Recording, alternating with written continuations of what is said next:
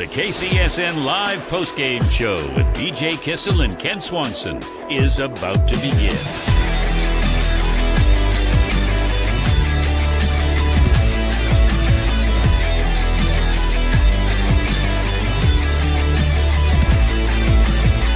The best postgame coverage you can find. Entertain, educate, inform. KC Sports Network.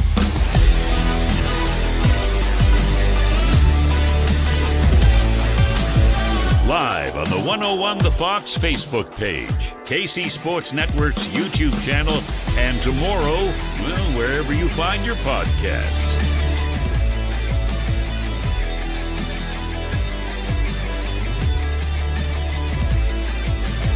This is the KCN Live Postgame Show with BJ Kissel and Ken Swanson from the Bullpen Bar and Grill in Overland Park.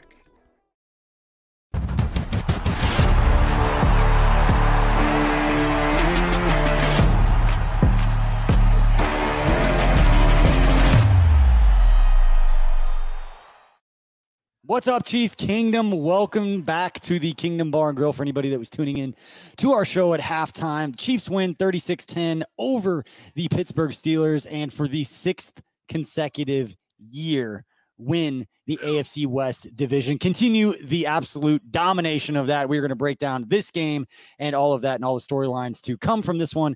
Again, we're at the Kingdom Bar and Grill out here in Overland Park, Kansas. Appreciate you for joining us after that game. I'm BJ Kissel, joined by Kent Swanson and special guest co-host from the WIBW in Topeka, sports director Marleah Campbell. Thank you again for joining us. Thanks for having me. No problem. Let's get into this one. I know this was a very low stress game.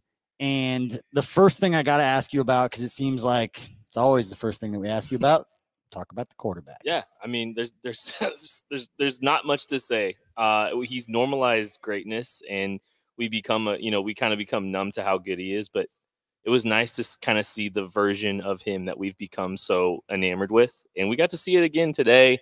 Very ho-hum, methodical performance in the second half. Obviously, that first half was special. And getting to see flashes of the best player in the world, hands down. I will argue with anyone on the planet about this fact. You're going to get a lot of people pushing back on you. Right. Well, y'all forgot NFL. Y'all forgot. You needed a reminder. You've been getting it lately. You're going to get it the rest of the year, and you're going to get it all the way into February. Yeah. For sure. Right now, yeah. Yeah, this is going to be good. So Mahomes finishes 23 of 30, 258 yards and 3 touchdowns. And again, we will go and get an update from Marleah here in a little bit from Coach Reed's press conference. She's going to be listening into that and have some injury updates. Clyde Edwards-Helaire had the collarbone.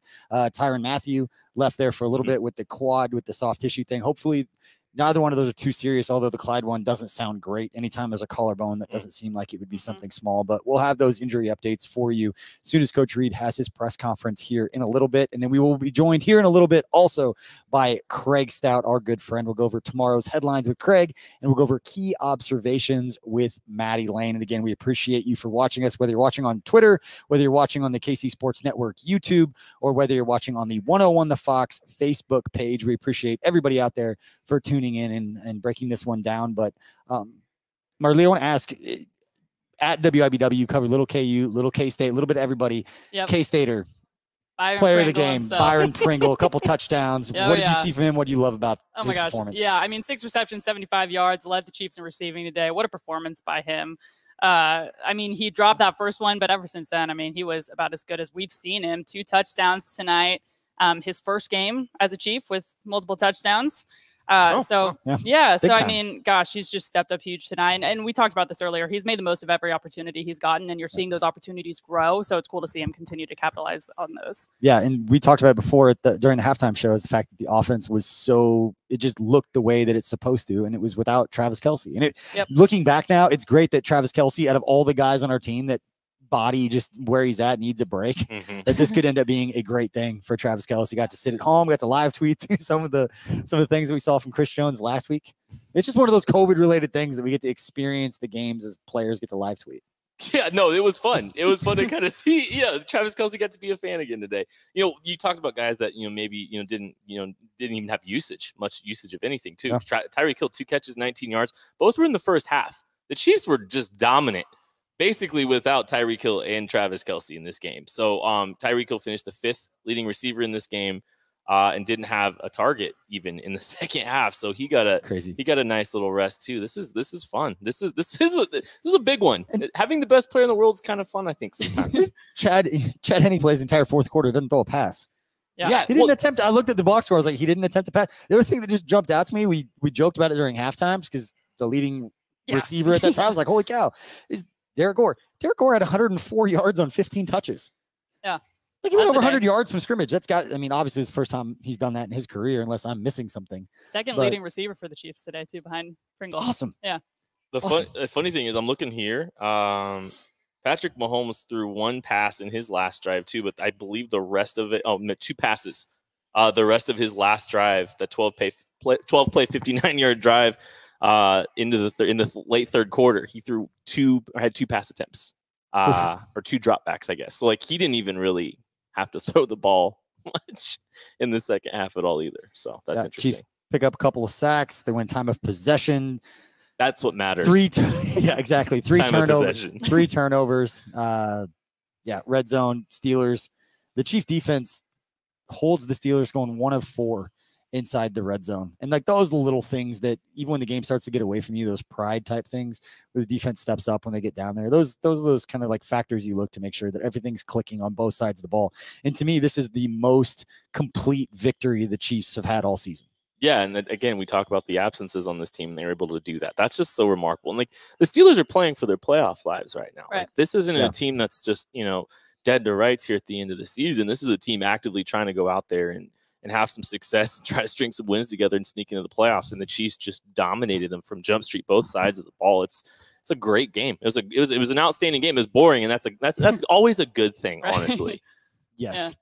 All right. Well, we know that Coach Reed's press conference is going to begin here soon. We'll get injury updates and all that kind of stuff. Marleah is going to jump in when she starts hearing some of that stuff. But right now, let's bring on the big institution, Mr. Craig Stout. And let's go over tomorrow's headlines with Craig, because there's a lot to get to, a lot of positives to get to in this game. There he is. That's the face that I wanted to see right now. Mr.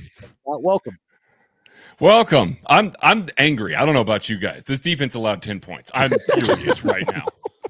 This is unacceptable. Oh, wait. Sorry, wrong tone. No, what a great game. Easily my favorite game of the season. Comfortable victory over the Steelers, over a team that was kind of sitting on the fringe of the playoffs here. Just absolutely dominant without players available to the Chiefs. So it's good to see the good game plans come out and the good execution come out in December. Yeah, that was a lot of fun, Craig. And I think, we kind of started talking a little bit here, and I think the big storyline we got to start off with is this Chiefs offense didn't have Travis Kelce, barely used Tyreek Hill, and still just came out and absolutely dominated this game from Jump Street. Yeah, we spent a lot of time early on this season talking about how much the focus was on Travis Kelce, Tyreek Hill, and if this team had to miss them for any amount of time, how, kind of in dire straits the offense would be. And here we are in this game against the Pittsburgh Steelers, a decent defense without Travis Kelce, barely using Tyreek Hill. And this offense just scored at will for most of this game. It was easy to move the ball against this team. It wasn't just the run game. The Steelers are terrible against the runs, and the Chiefs were able to get stuff going in that. But the pass game as well. Patrick Mahomes looked like Patrick Mahomes. He looked like the guy that we expect to see every time he steps on the field. This kind of scorched earth stuff.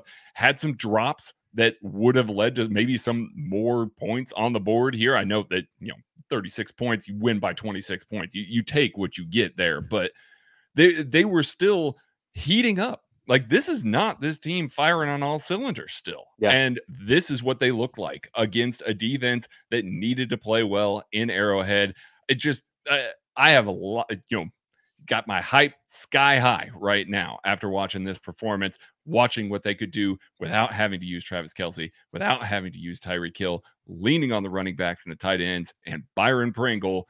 It was wonderful. It was great to watch. Yeah, there's definitely something left in the tank there. offensively. Like that's a great way of kind of just, you know, analyzing it. And credit to Mahomes. I thought, like, I don't care if TJ Watt had played the entirety of the game or whatever, you know, like I know he was kind of playing hurt or whatnot. It wasn't going to matter because Mahomes was doing such an outstanding job being decisive with the football early, getting the ball out of his hands very quickly.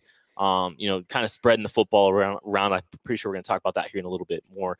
That was just such a welcome sight. Like, there's definitely some meat left on the bone. I mean, the Chiefs, like, this should be a 40-10 game. Elliott Fry missed a relatively easy field goal. He missed an extra point. Trying to get, you know, that snap hold kick down a little bit, that timing back, and hopefully it'll be better next week against the Bengals. But yeah, that was a really just strong performance offensively. Yes, on Beach. Yeah, and I just want to. We talked about this during the halftime show, and I saw a tweet from Mitch Schwartz, and it deserves to be brought back up again. And talking about Andy Reid and talking about the leadership on this team. And I know we hit on it, and we sometimes it could be a cliche, and you can gloss over it. Just think about 8 weeks ago how poor we felt like this team. Not that it was a bad group of players, it was a group of players that were playing really poorly compared to what their abilities would allow them. And all of us that have ever played sports have been on teams that were talented who didn't play very well, and it was frustrating. But credit to Andy Reid, credit to Patrick Mahomes, credit to Tyrann Mathieu, the leaders on this team, to get it to a point where even 2 months later we completely forget about that stretch of poor play, and we're back to being like, they're the best team in the NFL. And we shouldn't gloss over the fact that let's never question certain things again. It may take time. We may have to be patient through it, but we have the right people to get through these kinds of things. And here we are, just feeling very entitled again, and don't fall into it, Chiefs fans, of being able to overcome poor play. And a lot of teams can't get past that. It just starts to snowball. And credit to Andy Reid, and that not just the head coaches, the people that we see, everyone is bought in at the same level. And again, it deserves credit because we talked about it for so long during those shows, during that stretch where it wasn't good. We spent a lot of time talking about, like, how do we fix this? Like, we have to lean on all those things that we promote. Here we are. 4 weeks ago, we were talking about this offense not really clicking, not really looking great, and how this was a defensive team again, which, I mean, it still is. We'll get there, but defensive guy, this defensive guy here. 4 weeks ago, we were talking about how to fix this. What do they need to do? What things do they need to run? What schemes do they need to change? And this was it. Like, this was taking full advantage of a team that decided we're going to play this too deep shell. We're going to try and take everything deep and force you to execute underneath all game long. You're going to have to run the ball. You're going to have to throw it short because we're not giving you the deep stuff. And guess what? The Chiefs did that, like, all the way up and down the field. Like, this is exactly what you wanted to put on tape for those teams that want to do that, because the Chiefs just showed, hey, yeah, no, we can do that. So you should roll the safety back down the box. We should see what happens when you try and allow us to be able to hit some of those deep strikes again. This was the perfect game that you needed to have in December. Absolutely. And there's so many other thoughts I have on the offensive side, and maybe we'll get to them with Maddie later. But let's talk about the defense, because we do have you on, and there's so many things I want to ask you about the defense. We'll talk about just how the word's overwhelming, I think we wanted to use, but also, like, I thought the Chiefs defense looked a step faster than everybody on the Steelers side of the football. It was noticeable to have Chris Jones, L'Jarius Sneed, Willie Gay back. The speed on the defensive side of the football was just overwhelming the Steelers, I thought, in this game.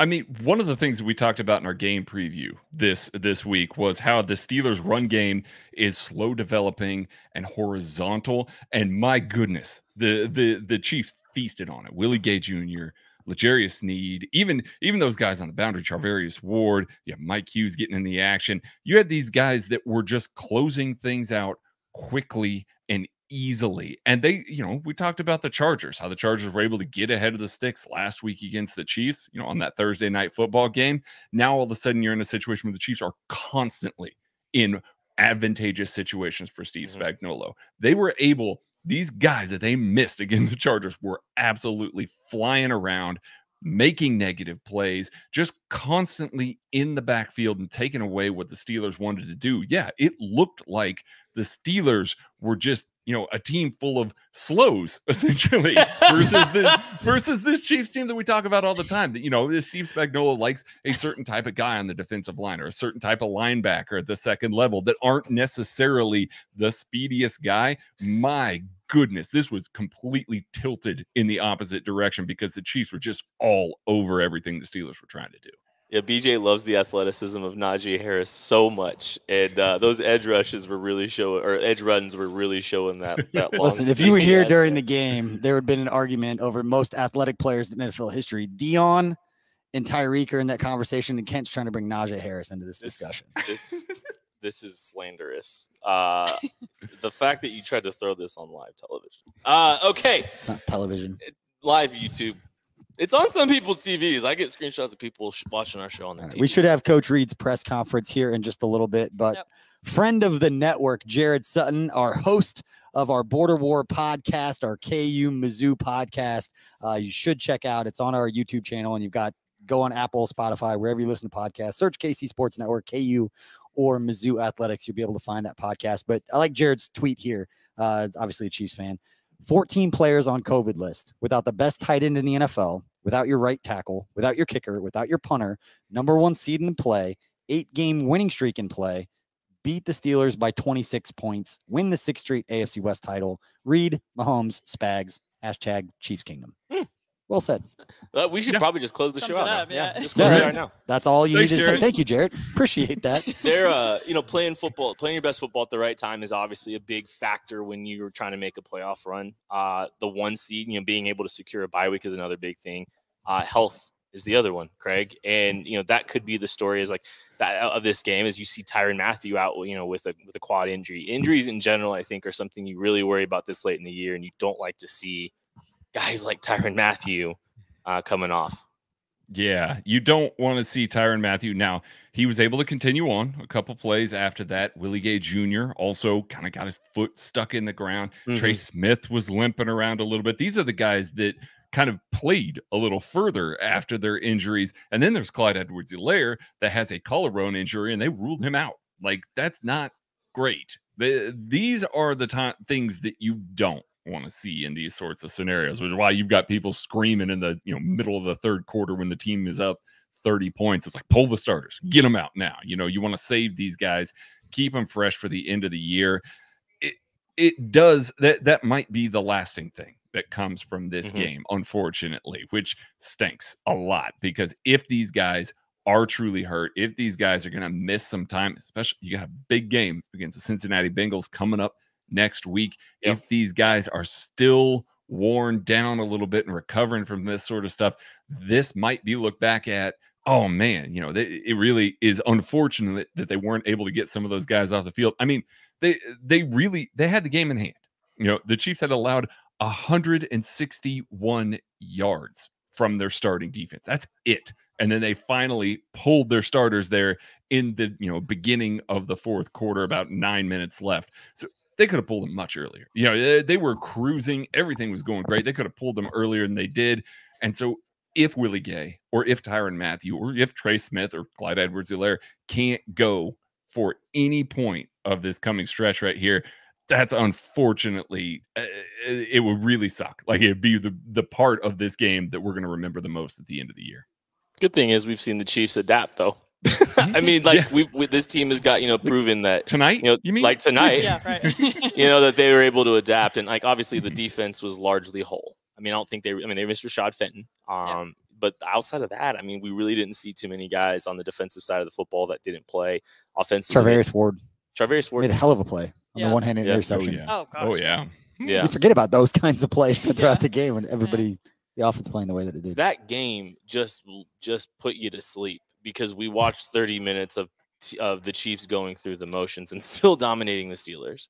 Because this game was over. The Chiefs dominated from Jump Street, and obviously I think the questions about this game become more big picture than they do something that really happened today. I think the good thing for what we saw is the Chiefs were able to put together really consistent offense.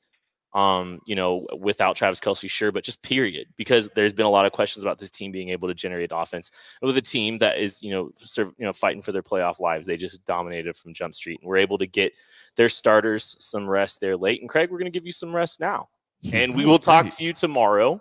You're watching my 4-month-old tonight? Is that what's happening? Give me some rest?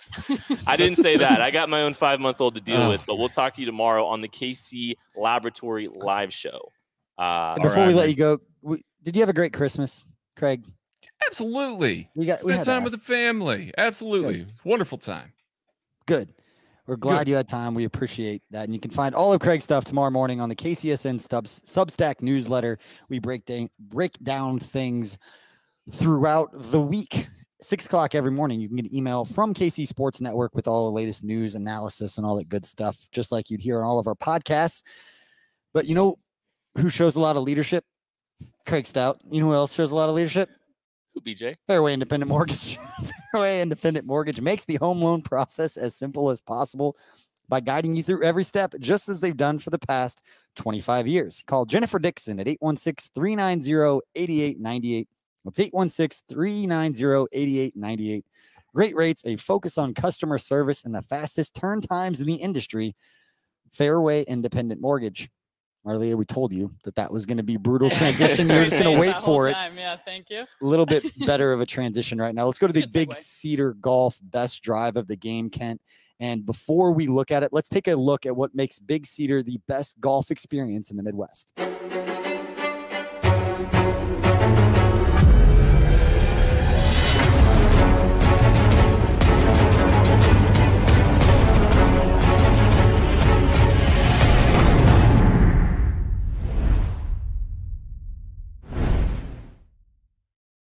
Swanson, lot to choose from, but we're going to go with the opening drive, 14 plays, 73 yards, 8-minute drive, as you say, to establish the fun. Yeah, the fun was established immediately for this football team, and it was a great opening drive. And we talk a lot about the opening script. I write about it on the KCSN Substack, but this was kind of your prime example. And first game without Travis Kelce, you could tell Andy Reid was really prepared for that because the Chiefs got everybody involved. I think they had 7 different Chiefs touch the football outside of Patrick Mahomes, targeted 8, I believe, or 8 got involved. I think McCole Hardman had a target, I think, in that drive. But it's just an outstanding start, consistent across the board. Mahomes getting the ball out of his hands quickly, moving the chains.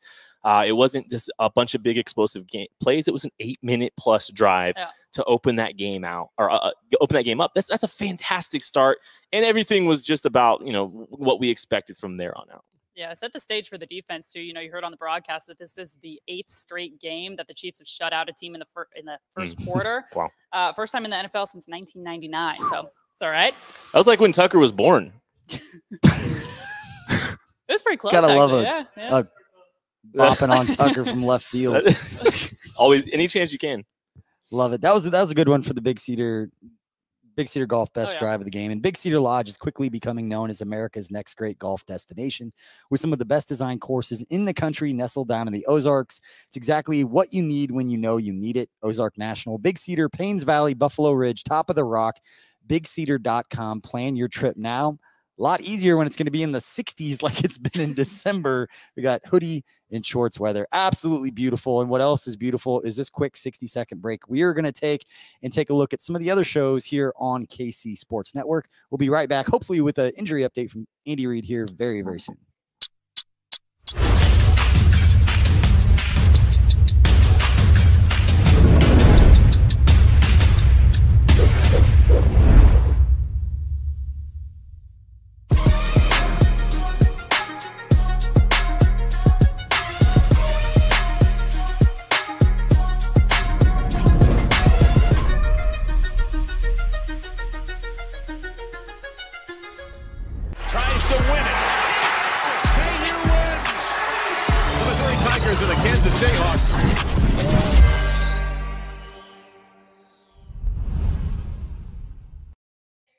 All right, welcome back to the Kingdom Bar and Grill out here in Overland Park, Kansas. Hopefully going to be open for fans and everybody else to come and hang out with us during the game sometime in the next, we'll say 3 weeks. A lot of it's out of the control, but they just got the floors done. It's the reason that you might still see a little bit of construction up here, but definitely moving in the direction of being able to open soon so you guys can come and hang out with us. And please continue to send us your questions and your comments. We will get to those in the final segment of the show. But right now, for our key observations from this game, again, the Chiefs winning 36-10 over the Steelers. Let's bring on Maddie Lane to help us break this one down. They're from North Carolina. Maddie, what's going on, man?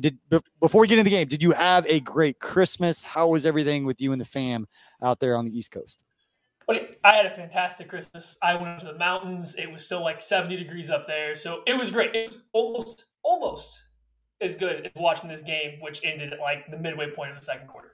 Almost. Yeah, this game was over quick, Maddie. Maddie, did you get any more medium shirts for Christmas? Can you confirm? Well, no, somebody bought me a large, and I guess they weren't aware, so I threw it in the dryer like 3 times before I even put it on. And so we're gonna see if that works. Like, I don't know if that'll shrink it down enough, but we're gonna try, guys. Well, I'll see it when I believe it. No, Maddie, like, you are somebody that likes to see it before they'll believe it. And I am never going to say that you doubt Patrick LeVon Mahomes. I don't think that is in your wheelhouse in any way, shape, or form. However, you have shown a little bit more hesitancy to dive in your beliefs that Mahomes and the Chiefs will maybe, figure it out without seeing some evidence. Did Patrick LeVon Mahomes give you some evidence today or what? But let me tell you, Patrick LeVon Mahomes looked like he was back. He looked better than back. We got a good MVP Patrick Mahomes performance in this one.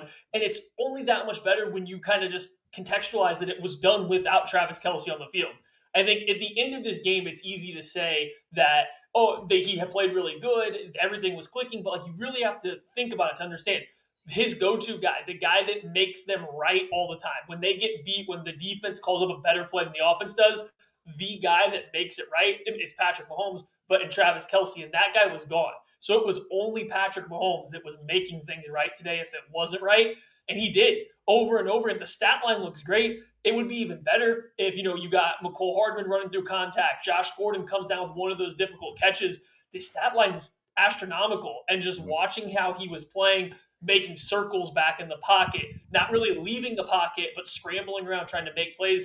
This was everything we all wanted to see Patrick Mahomes do. And when you stack this game on top of that final quarter and overtime versus the Chargers, versus some of the games versus the Raiders, even going back to the Green Bay game where you could start to see things turn, I think we finally hit that peak. We're there. Like, we made it up over the hump. Things should only get rolling downhill now for this offense. They fixed a lot of things over the last few weeks. And I it's hard to see it all the time, but I think about the turnover margin for one. And I think about how very early on in this win streak, the Chiefs stopped turning the ball over. I mean, at the clip that they had, and they started winning the turnover battle more consistently throughout the year. I think about that. And that thing that got fixed quick. The red zone, and it's obviously, they've had their struggles with some of the play calling and some of that stuff too, Maddie. But I mean, I thought the play calling was exceptional today, and Andy was certainly ready to dial some stuff up without Travis Kelce. Right, and I don't even think we use the expression that Andy Reid was in his bag a lot. I think that's kind of like a catch-all phrase to say he's calling up these really nice, not quite trick plays, but like innovative stuff. I don't even know if he was going that far. I don't think it was too exotic. It was pretty baseline and streamlined. It was just, they're going to double team Tyreek Hill on every single play. So we're just going to stretch everybody else horizontally, and someone's going to come open across the field, whether it's Byron Pringle, Blake Bell, Noah Gray, Darrell Williams out in the flat. They just kept stretching the rest of the defense out horizontally while Tyreek Hill was occupying 2 defenders no matter where he went. I mean, that bunch little like smash concept they had with Byron Pringle on that 3rd and 2 on the second drive, just the way everybody came off the line of scrimmage, angling inside or vertical, that corner playing the flat had no concept there was going to be a guy coming over the top. That's just a beautiful play design called at the right time. Andy Reid was just excellent all over the place. He didn't put too much pressure on any single guy despite needing all these different guys to step up for this game. Yeah, and Mahomes, I can't speak enough of how decisive he was. I mean, the ball was getting out of his hands so quickly, and he was getting, he was locked in, he was dialed in. And Maddie, one thing I think we'll uncover a little bit and talk a little bit more, on the laboratory tomorrow, but I just kind of want to ask you just your initial thoughts. What does this do for all those secondary weapons, for the rest of the year? This was a game Mahomes had to kind of put a lot of trust in guys that he hasn't always consistently shown trust in. Getting to see guys like Byron Pringle, getting to see some of these guys that maybe don't get involved as often, being able to, to create some offense here. Like, that's got to be huge for this team moving forward. Oh, absolutely. I think you've seen it throughout the year. Byron Pringle's slowly gotten more trust. They've relied on him more and more going forward. So he's clearly kind of developed into that second receiver behind Tyreek Hill. This game only reaffirms that. I think you still saw Darrell Williams when things were breaking down. Mahomes was looking for Darrell Williams a lot. but getting Noah Gray, getting Blake Bell a little bit more involved, Demarcus Robinson later in the game, just getting more on the same page with those guys is going to do a lot for this team moving forward. And I think it's just good that you're not relying only on Tyreek Hill and Travis Kelce every single week, and this is a good game to kind of put that stamp on the team.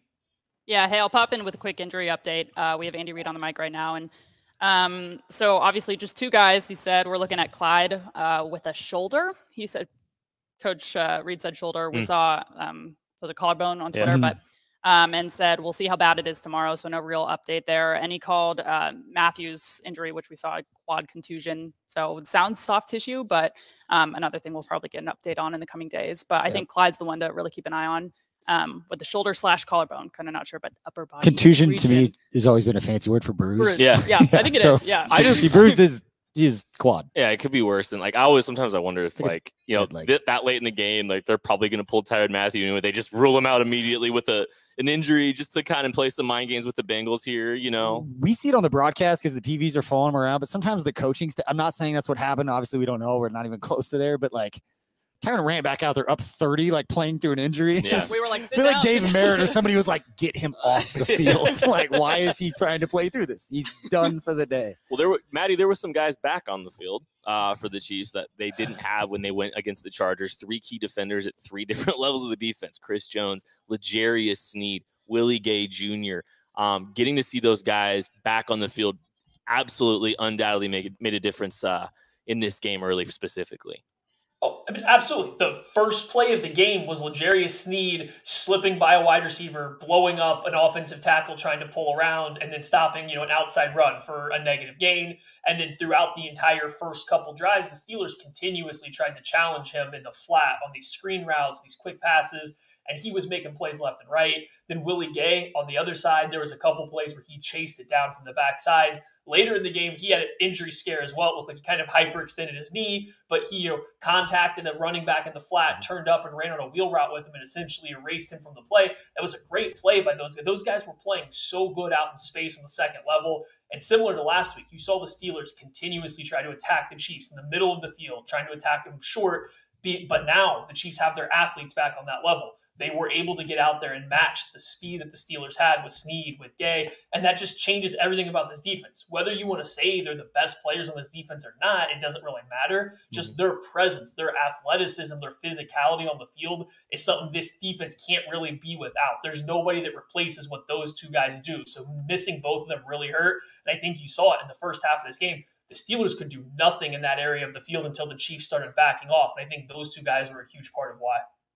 And I want to ask you, Maddie, specifically about the guys up front. There was stuff coming into this game about Melvin Ingram going up against his team, the hostages. There's just a lot of different storylines for this one. But one of the storylines out of the Chargers game last week was just the lack of pressure. And we were wondering, was it just the lack of Chris Jones being out on the field and knowing that you had Melvin Ingram, Frank Clark, and Chris Jones playing together? When we've seen that combination, they've been really, really deadly. So I want to get your thoughts on that, and just an update too that Marleah, you got 2 updates. Marleah is double tasking it right now. She's listening to Coach Reid's presser while listening to us talk at the same time. That's a lot harder than it looks. What do you got from us from the presser? Yeah, so 2 things. One, I don't think we've touched on a whole lot, but I have been listening to the presser, is Reid kicked off the presser today with compliments to the kicking team, to the kicker and the punter, Fry and Townsend, and said that these things are never automatic. We're kind of used to seeing these things. But really, Fry missed that one. Otherwise, I think he was 3 for 4 today. Yeah. Townsend played well, and he said these guys came out and did a great job of making it look easy. It's not such an easy thing. So props to that group for stepping into a tough situation and really stepping up. And that was the first thing Reid said outside of an injury update today. The second one is a quote.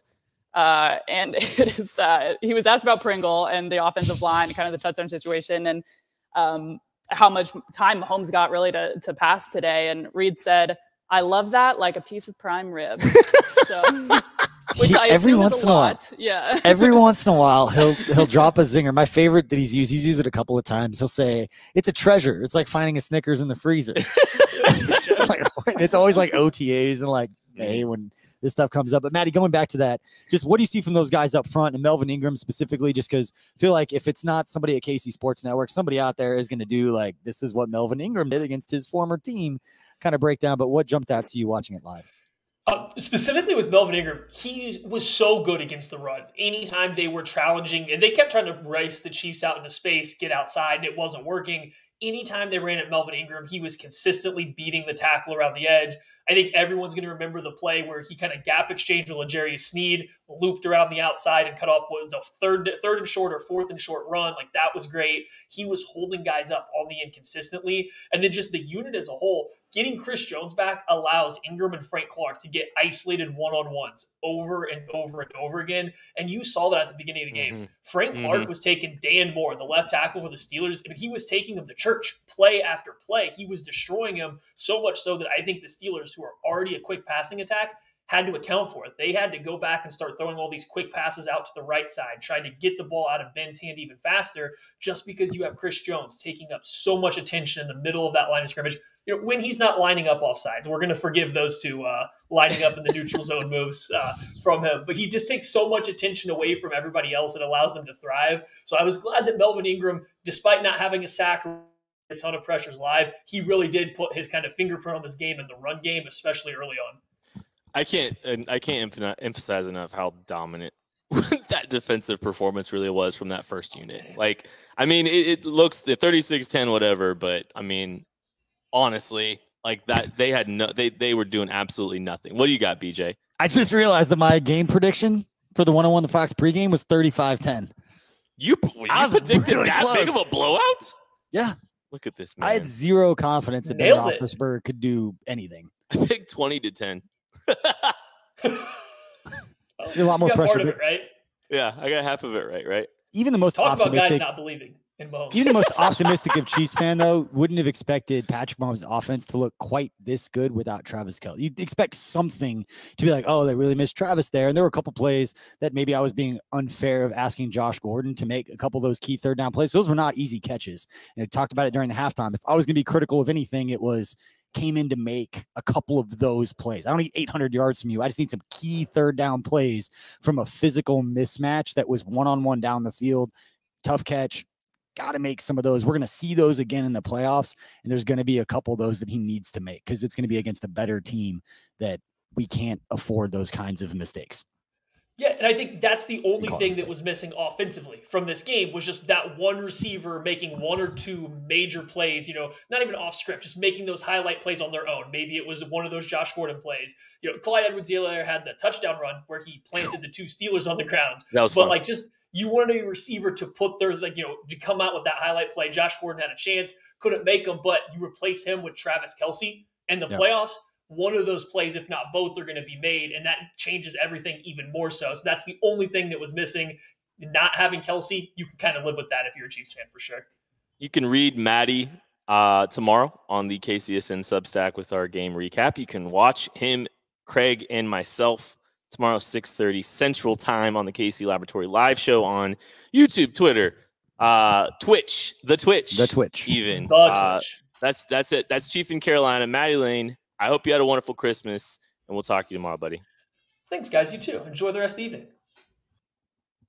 Maddie, like, man, it's always nice to have these post-game shows, just nice and just stress-free. Stress-free after the holidays. I know it's the holidays. Everybody's happy. Anybody with young kids would not tell you that Christmas is necessarily the most stress-free holiday in the world. Like, it seems like it is. Definitely not always the case. But again, we appreciate everybody out there for listening and supporting us here on KC Sports Network. If you got any questions or comments, shoot us those now as we wrap up and put a bow on this show. Marleah, putting you on spot. Anything else super interesting from Coach Reed's presser? Yeah, we got one more. Well, we got Clark Hunt on the podium right now. Ooh, what? Oh, because they clinched. They clinched. When they give away T-shirts and hats, Clark is going to speak. So what did Clark have to say? A bunch of cool stuff. First of all, they talked about how special this feels historically. And he talked about over the last 15 years or so, when he looks back, he remembers being excited in the early years when they were in the running for winning the division. And now you've won 6 straight. He said this is the first time an AFC team has done that. That's a fun thing to say. Yeah. And historical poppage. Yeah, there you go. Talked about how incredible of an accomplishment this is, obviously, but also coming off such a challenging week, how important it was to have an experienced, steady guy in Andy Reid to navigate the ship through a week where, a couple days ago, we didn't even know if we were going to have a game today. So huge accomplishment, not just this week, but historically. And it's always a good sign when you got Clark Hunt on the post-game presser table. Yeah, that's always a good sign. Clark's always speaking when things are good that are happening. And this was pretty good. Very good. That's all I got.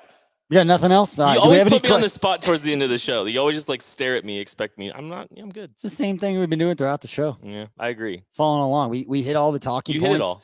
And we want to give people a chance. If anyone's got any questions or comments or things that we have not touched on, you want an update or Kent's thoughts on, or if you haven't seen Grant Swanson because it was just too smooth of a thing if you were tuning in for that. There's no rants today. There's just, I mean, like I think I got a little aggressive trying to just make sure we all understand and appreciate the fact that the Kansas City Chiefs have the best player in the world.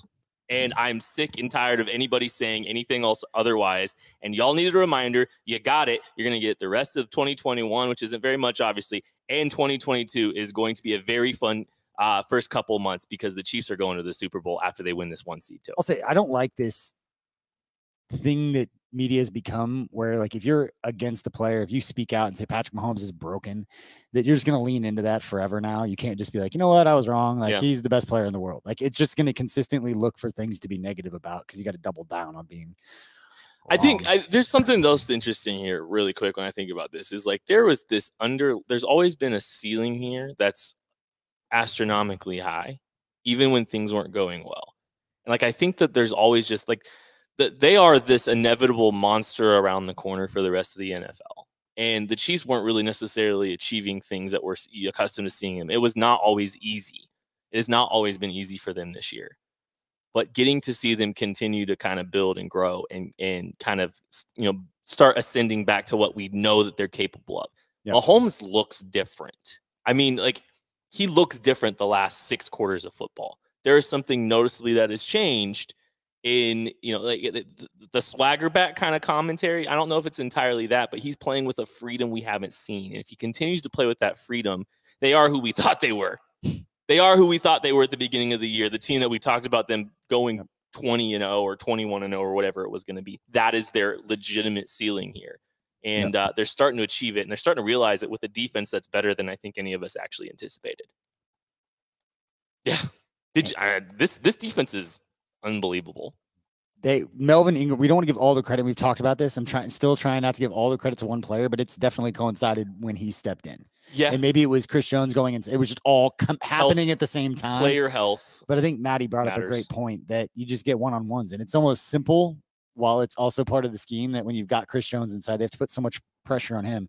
Frank, Melvin, these guys are going to be one-on-one, and they are good enough that they are going to win those one-on-one matchups. And we heard Coach Reed talk about it earlier. Marleah said Clark Hunt was talking about it, and we're going to bring up to show you guys what the AFC West championship gear looks like this year. There it is right there. You can probably find it on the Chiefs team store, Chiefs social media. They'll link out to all that stuff you could buy. But scale of 1 to 10, how do you feel about that T-shirt? Oh, that's pretty. I like that. Give me a 10 out of 10 on this one. I love the Chiefs I love a little swag to you. They run the West. They run the West this year. They run it every year with Mahomes. I like to run the West. I like that. I think it's kind of the same. I think they do that same like style shirt for every division, and it's just like Falcons run the South. No, they don't. I don't know why I said Falcons is bad. They're not even. Who was it? The Bucks. The Bucks. We'll see. I didn't realize they didn't win the division last year.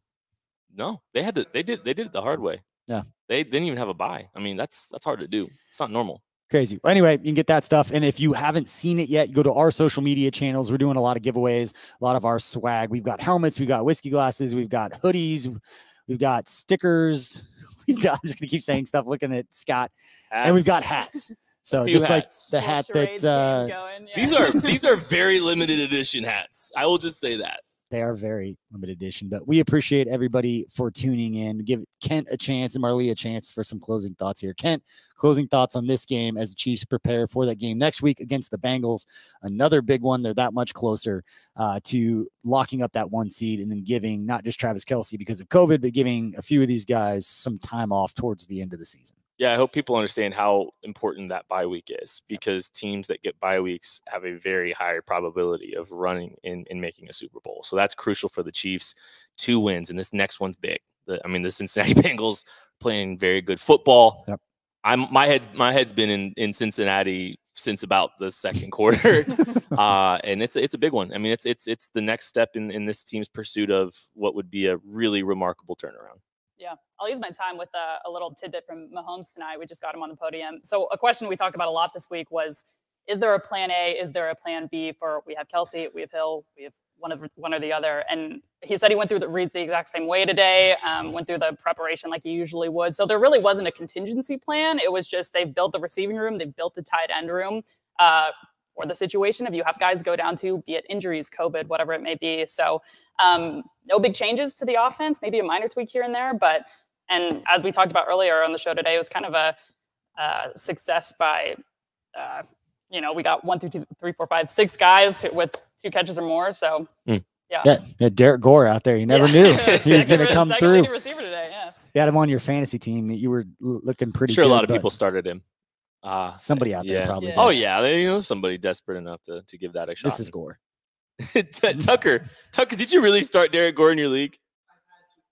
Congratulations, buddy. Yeah. Look at this man. That is awesome. Well, again, thank you everybody out there for tuning in. Hopefully you guys, with all your families, your loved ones, whoever you were able to spend Christmas with, or if you had to quarantine, hopefully you got a chance to talk with them and have a great Christmas. We appreciate you for tuning in to this post-game show with us. As Kent said, you can catch him and the rest of the guys from the KC Lab tomorrow night on all of these same streaming channels. They go live at 6:30. They'll get a chance to watch the film, break it down, and then give you that continued analysis that you guys can't find that quality anywhere else in Chiefs Kingdom. So you'll see them tomorrow. We appreciate you for tuning in. For BJ, for Kent, and for Marleah, Scott, and Tucker, we appreciate you for tuning in, and we will see you next time.